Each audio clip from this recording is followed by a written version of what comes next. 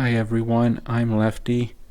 Let's dive right in and take a look at Rafa's all-time favorite pattern that he used as part of his arsenal in defeating Medvedev at the 2022 Australian Open final.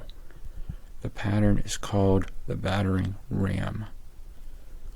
This clip that I will be using as the basis for this analysis is taken from the first point in the first game of the first set. Let's start by looking at Rafa's serve tactic. Rafa surprises Medvedev right away by hitting his first serve into Medvedev's body. The reason this is considered a surprise tactic by Rafa is because, as I discussed in my previous video, Rafa's favorite and most frequent deuce side first serve is the tee serve. Normally he hits his deuce side first serve down the tee about 50% of the time. In addition, it is his out wide serve that is his career all-time highest winning percentage deuce side first serve.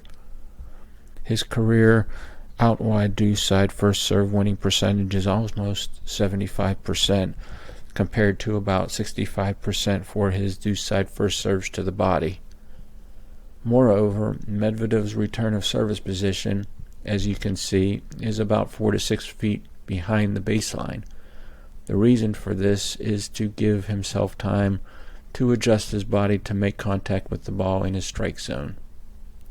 So for Rafa to hit a body serve on his first serve, given Medvedev's return position, is surprising and as such can be interpreted as a direct attempt to get inside Medvedev's head from the onset. Next, let's look at Rafa's serve plus one tactic. The serve plus one is Rafa's first shot after his serve, and is where his battering ram pattern begins. As you can see, Rafa's body serve jammed Medvedev and forced him to block his return back, hitting a short lob down the line to Rafa's forehand side as a result. Rafa's strategy of setting up his serve with the intent of receiving a return to his forehand is a conscious effort and is his bread and butter pattern of play. For example, in the 2021 Australian Open, Rafa hit a serve plus one forehand approximately 75% of the time after his serve, and won about 65% of the points in which he had done so. As you can see here, Rafa begins the battering ram pattern by hitting his forehand serve plus one reply deep cross court, and then immediately shuffles back towards the middle of the court to prepare equally for either a weak down the line or a weak cross court return plus one reply. The reason he moves back towards the middle is not just because it is a high percentage tennis strategy, but he also does this in order to confuse Medvedev and keep him guessing as to which corner Rafa is going to hit to in his next shot. This mental tactic is a key element of Rafa's psychological warfare game. In this instance, Medvedev decides to hit his backhand return plus one reply cross court. This weak reply allowed Rafa to stretch the play even wider by hitting his reply behind Medvedev once again to his backhand side. This in turn pushed Medvedev even further off the court this time around, causing Medvedev to hit another weak backhand reply. This time, however, Medvedev tries out of desperation to hit his shot down the line, perhaps doing so with the hope of getting to Rafa's backhand and neutralizing the point. Yet, as taken from another page out of the Battering Ram playbook, Medvedev's weak backhand reply allowed Rafa enough time to run around his backhand and get in position to hit another forehand. In this situation, he had two options.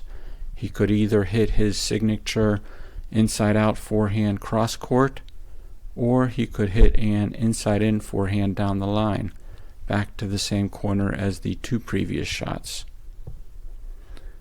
Then, as using his great court vision skills, as he was bringing his racket back, he noticed Medvedev in a display of defensive desperation, turn his hips and then make a move toward the middle of the court.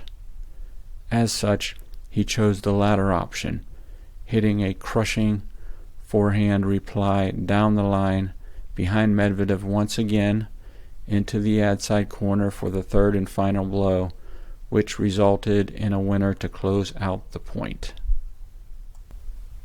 So what are the key takeaways that you can gather from this analysis and use for your own game? First, focus on the serve and serve plus one combination in your practice and in your matches.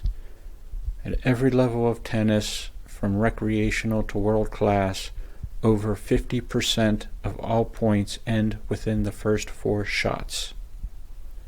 Second, have a pattern of play in mind to use as a follow-up to your serve plus one so that you have a blueprint for winning the point rather than just trying to wing it. Third, be unpredictable in order to prevent your opponent from being able to anticipate and prepare for all of your shots. This means using variety when hitting your serves and ground strokes. And finally, work on your court vision skills and learn to notice your opponent's body language. This will help you make the right shot selection at the right time. Well, that's all for this episode. If you found this video useful, feel free to hit the thumbs up like button, and also feel free to hit the subscribe button if you'd like to receive notifications of future videos. See you at the next video.